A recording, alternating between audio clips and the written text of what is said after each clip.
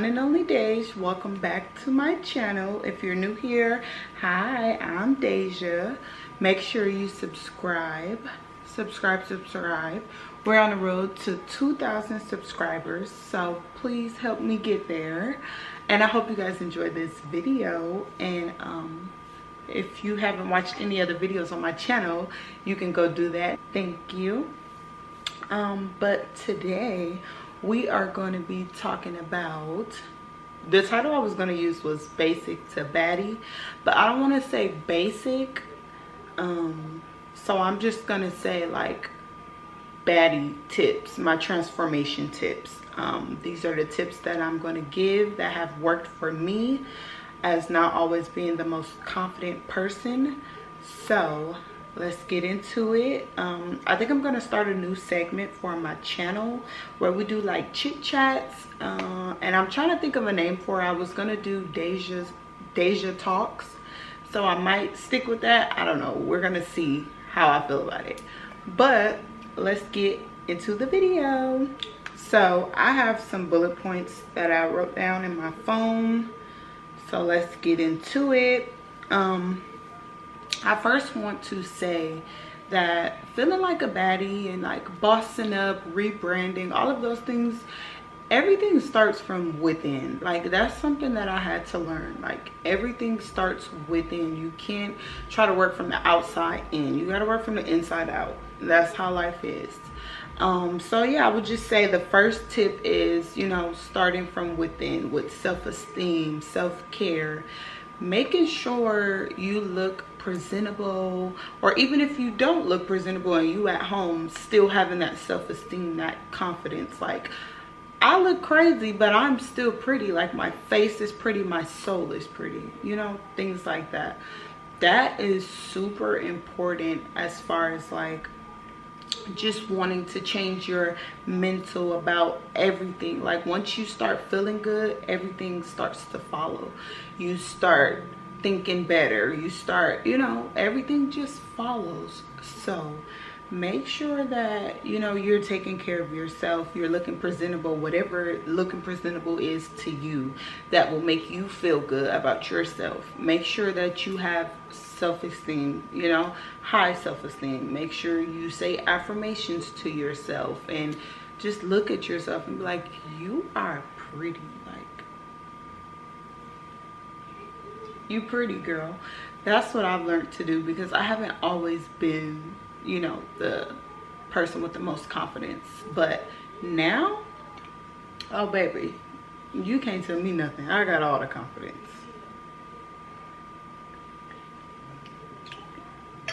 And I would say looking presentable, I just, being a new mom, I'm in the house a lot, so I'll just, you know, make sure my hair is done. And since I barely get sleep, I'll put some concealer under my eyes and put some lip gloss on, maybe some mascara depending on how I'm feeling, and that'll be me looking presentable, like, you know, in the house chilling. And I said that this year is the year, this year and on is the years for my grown and sexy era. Like, now I'm grown and sexy. It's as simple as that. Like, I'm not, you know, and it's all about the way I feel. I feel grown and sexy now, so that's why my look is going to come together with how I feel, and we are going to make a masterpiece, okay? Period. So yes, those are the 3 things that I would say that starts within. My self-care, it's as small as me doing my skincare routine, or me taking a bubble bath, or while my baby is sleeping, me just sitting here just like this, quiet, peaceful. Because when you have a kid, it's so much noise, it's so much going on, you barely have time to just sit to yourself. So those 3 things are so important for me, and those are the main things that I'm doing to keep myself in this space that I am in now. Okay, so for my second one, I put being your #1 fan and blocking out outside noise. Like, You literally have to motivate yourself. You have to be your #1 fan. If nobody else thinks you're beautiful, you think you're beautiful. If nobody else thinks your body looks good, you think your body looks good. That is all that matters. You be your #1 fan and block out anything that's negative, anything that you don't like. Block it out, unless it's constructive criticism. Don't block that out. Be able to take that, because that is good, especially from people that loves you. So I would just say, like, most of the time when people are saying things about you, they're projecting how they feel about themselves onto you. And that was something I also had to learn. A lot of people don't feel good about themselves, so they don't want you to feel good about yourself. And it's just the world that we live in. A lot of people say things to people on the internet or whatever, and 9 times out of 10 they probably won't even say that to them in their face in person. So a lot of people are just talking and projecting their feelings onto other people, when you should really heal and then spread light to the world. Everybody just so negative. Block out the negative noise. You stay positive. Don't engage in anything that's negative. It's draining for the soul. It's not good. It's draining. So that includes like gossiping and just talking about people for absolutely nothing. It's like, everybody is going through something in this world, whether they show it or not, whether it's on social media, whether it's not. Everybody's going through something. You never know. So it's just like, unless you gonna help them, shut up about it. Like, what's the point of talking about people if you're not gonna help them? Because you, like I said, everybody's going through something. You're going through something. So it's like, you don't want nobody sitting up talking about you, and it don't even have to be about what you're going through, but they're talking about you, and it's like, okay, I'm already going through something, and then you're being negative. No. So just block out the noise. Just remember, it's projection. Everything is projection. If somebody speaks life into you, that's because that's what they do to themselves. If somebody is being positive with you and always bring positive energy when they're around you, that's because that's how they live their life. You have to pay attention to how people act, and it will show you how they feel about themselves and how they live their life. You hear me? That is super duper important. My next tip would be doing things that make you feel good, like learning a new skill or finding a hobby. These are things that I'm still getting into. I have some hobbies mentally noted, but have I started the process of doing them? No, not yet, but I'm gonna get them started real soon, because I know that it's important, especially in a relationship. It is good to have hobbies in a relationship.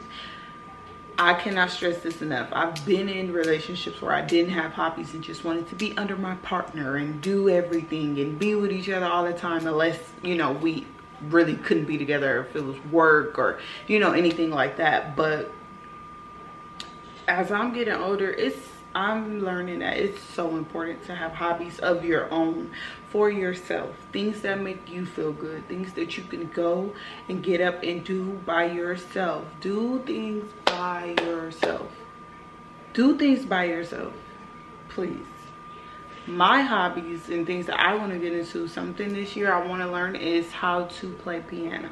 I've been wanting to do this for a while. Like, I want to learn how to play piano, and I want to take up pottery. I don't know, those two things just interest me. So pottery and piano, those are two things that I'm going to get myself into this year, some way, somehow. Even if it's just me taking a couple of classes to see if I like it, or, you know, just bouncing around to see. But those are the two things that I'm going to start with. So find some hobbies, ladies, especially if you're in a relationship, because you don't want to be so clinged onto your partner, excuse me, that you cannot do things by yourself. Like, it's amazing to do things by yourself. I used to be like, I don't want to do stuff by myself. I started going to concerts by myself, the movies by myself, everything, sitting in the park, just chilling, going out to eat by myself. Now I could do everything by myself and not have a problem. It actually feels great to me. Like, it feels good. And some people be like, going to eat by yourself is weird. Yeah, it's uncomfortable for the first few times, but if you keep doing it, it's gonna be like second nature. Like, I'm out to eat, I gotta eat, like, whether I'm by myself or not. And it's like, if you don't want to sit at a table by yourself, depending on where you are, if they have a bar, go sit at the bar. It's people there. You might be able to socialize if that's what you choose to do, but if you want to just be with yourself, you don't have to speak to nobody. You could still sit at the bar, so it won't feel like, oh, I'm sitting at a table by myself, it's kind of awkward. No, go sit at the bar. Like, go to that concert. If you want to go and nobody is willing to buy their ticket or whatever the case may be, go do it by yourself. Not gonna lie though, one thing that I am a little scared about is traveling by myself. That's something I haven't got into. I eventually want to get to the point where I can travel by myself, but I haven't got there yet. So we just gonna keep mentally preparing for that, and then one day I'm just take the leap of faith and just go. I'm gonna start off small, maybe Vegas, maybe Seattle, something close, but I'm gonna do it eventually, because that's something that I also want to learn to do.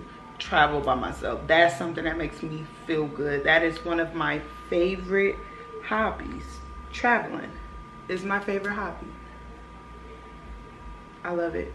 I just can't do it by myself yet. I'm not gonna say I can't, I just haven't did it by myself yet. So that is something that I'm gonna work on this year. Also, I might take a little mini 1 to 2 day trip by myself. Let's pray about it.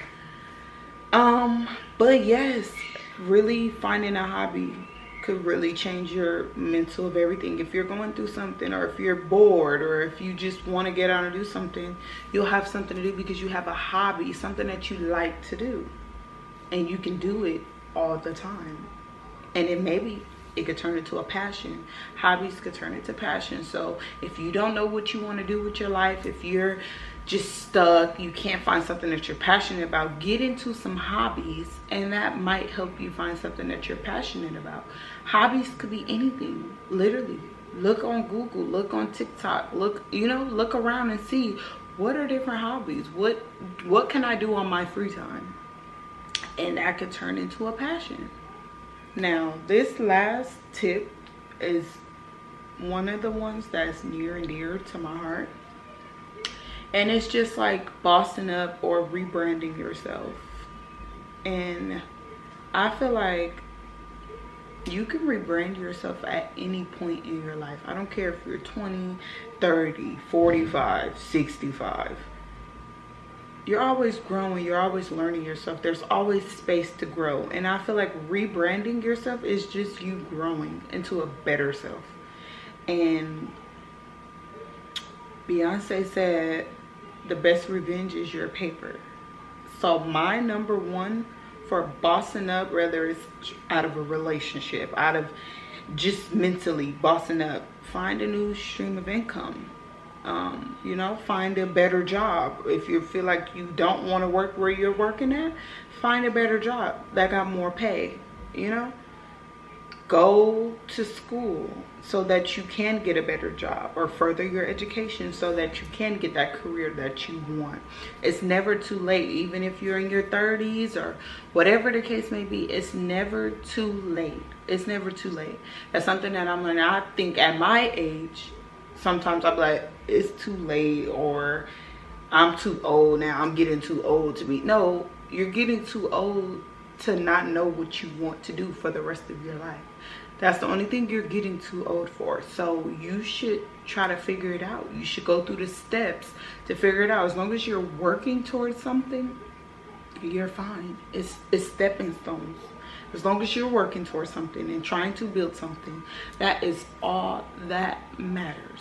finding a new stream of income. That could include your hobbies turning into your passion. Maybe you do have a 9 to 5 and you want to make extra money. You like your job, but you need more money. Pick up something on the side. Find something to do. Maybe you could become an entrepreneur if that's your thing. Maybe you could start teaching lessons for something if that's your thing. You could do digital marketing if that's your thing. You know, find your thing, and maybe you could turn that into a passion and a side hustle. You don't have to quit your job if you're not ready to go and, you know, fully pursue what it is that you found a new passion for. You could do it on the side, and then if that actually starts to work for you, transfer it into your real job. It's as simple as that. So rebranding yourself and bossing up can mean a lot of things, like mentally, physically, going to the gym. Working out is one of my rebranding strategies. That's something that I'm getting back into. Being 4 months postpartum, my body snapped back, not gonna lie, but I want to work out so that I can feel better. I'm not necessarily doing it to lose weight, to gain weight. No, I do want to tone my body up and, you know, things like that, but I'm not doing it so that I can look skinny or so I can look like, no, I'm just doing it. And also it helps me clear my head. So even if I'm starting out with 2 times a week or whatever the case may be, and eventually building up, like I said, stepping stones. I think that that's one of the most important things to me, is getting active, being active. And then I would say also my grown and sexy era. So when I go out, just spending that extra time, giving myself that extra love, smelling good, looking good, things of that nature. Like, come on. It all starts with how you feel about yourself. You can't boss up and rebrand if you're still in a negative mind space. You have to know, like, okay, I might be uncomfortable, but you have to be uncomfortable so that you can be comfortable. Eventually, if you're working towards something, you're going to feel it. You're going to feel a difference. And also, be grateful for where you are in life, because I'm sure you're living, and it's something that you prayed about. You're living in your answered prayer. So make sure that you're grateful, even if it's not your 10-year goal or even your 5-year goal. Make sure that you're grateful. You're healthy. You woke up. You're healthy. You're healthy. You have the activity of all of your limbs. You're always blessed. And if you, I don't know who you pray to, that doesn't matter, but just make sure that you show gratitude. Show gratitude. Getting in tune with whatever religion you have, if you're not religious but spiritual, whatever the case may be, getting in tune with that will also help you with your boss up or rebranding. It will help you with a whole new mindset. It will help you see things differently, and I hope that it would change your life. Once you get right, it will change your life for sure, definitely. And that's one thing that I'm also doing, getting close with God, building my relationship with God. That is something that's super important to me right now. I grew up in church, and once I got grown, I kind of like fell off with it, and I would, like, you know, pray. I always pray, but I didn't read my Bible as much, and I didn't go to church. So now I'm trying to find a church that I like, instead of going to the church that, not that I was forced to go to, but it was my family church, you know. But now I want to find a church that I pick, because that's the one that speaks to me, you know. That's one of the main important things to me. Finding a church for me, learning how to play piano, learning pottery, going to the gym. See, those are the things that have worked for me. I'm not saying that I'm perfect. I'm not saying that, oh, it happened overnight. No, it didn't. Because honestly, the only thing that put me in this mind space is motherhood. I guess 2 things: getting older and motherhood. Motherhood really like stepped things up for me though. Like, Like, honestly, like, it just boosted my confidence. It made me look at life differently. It made me want to be more positive and speak life, because I'm speaking life into my child. I have to speak life into myself also. I can't tell her to be positive and then I'm still negative, you know. So that's something that I'm working on, because I don't want to be a hypocrite. I don't want to teach her something and then I'm doing the opposite. They say practice what you preach, so I'm practicing. That's what I'm trying to do. I'm practicing. So I know that I'm not going to be perfect. I know that everything around me is not going to be perfect. I know sometimes I might have, you know, something that's like, okay, well, I can't do this, or I can't do that. Like, that's negativity to me. And I know some days I'm going to have it, but as long as I correct myself, I feel like that's all that matters. But yeah, speaking back on the motherhood and me gaining confidence from that, I just, you know, prayed off during my pregnancy. I just prayed off like postpartum depression and things of that nature. And it really worked, because like, of course, the first few weeks I was just emotional. I was just crying, whether I was happy or like, I don't even know why I was crying. Like, sometimes I would just cry and it'd just be like, what are you crying for? And then it'd be like, I don't know, like, okay. But I just let myself feel those emotions. I let myself go through those emotions just so that I could recognize them and, you know, make sure that it wasn't depression, make sure I wasn't just overlooking something. So I really wish, you know, that on all mothers, like, because I know some people go through severe postpartum depression and some people are fine.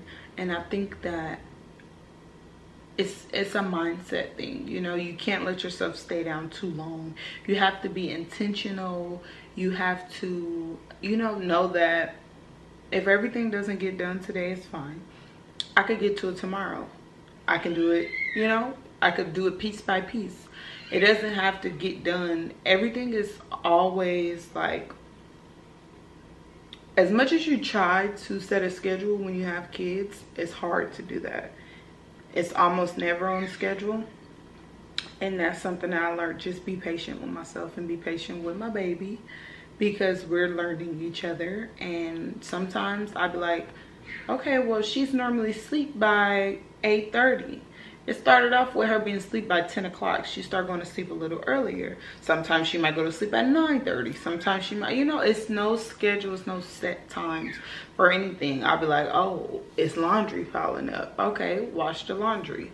I might not fold it for the next couple of days, but that's fine. Give yourself grace and space. Don't overcrowd yourself. Don't get too overwhelmed with all of the things that you have to do. Just do them little by little. That's all you have to do. Little by little, and everything will eventually get done. And to all the women that do not have help, you are so strong. Like, so strong. I have help, and sometimes I still be like, I can't, like, this is crazy, you know. But to the women that don't have help, my heart goes out to you. You are so strong, so strong. And don't let nobody tell you anything different. And you do what you got to do for those babies, and you make it happen for you and for them.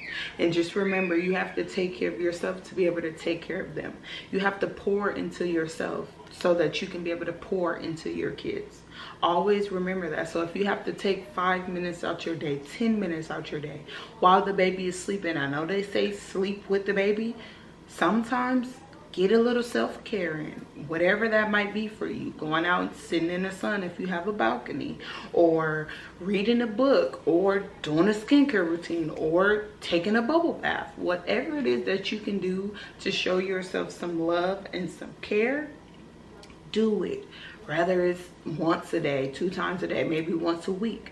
Make sure that you get that time in, because that is so important for you to pour into yourself, so that you can give all of your love to your babies. It's so important. So important. So those were my 4 tips that I would say that can help you go from not being the most confident or not feeling your best to being the baddest and feeling the baddest, because it's all within. Like I said, can't nobody tell you nothing about yourself without you already knowing it. So be self-aware, do a lot of reflection on yourself and know yourself, learn yourself. You're always growing, so it's always important for you to take that time to learn yourself constantly. You'll never stop learning yourself. So just be positive, pray, do things that make you feel good, find a hobby. Try all of those steps and let me know how that works for you, because I'm still on the journey and I'm doing all of those things, and I can honestly say it's been doing me pretty good, and I hope that I stay on this path. This is something that I want to stay consistent with. So I hope you guys enjoyed this video. Make sure you guys like and subscribe. Like I said, we're on the road to 2,000 subscribers, so help me get there. I love you guys so much, and I see you in my next video. Bye.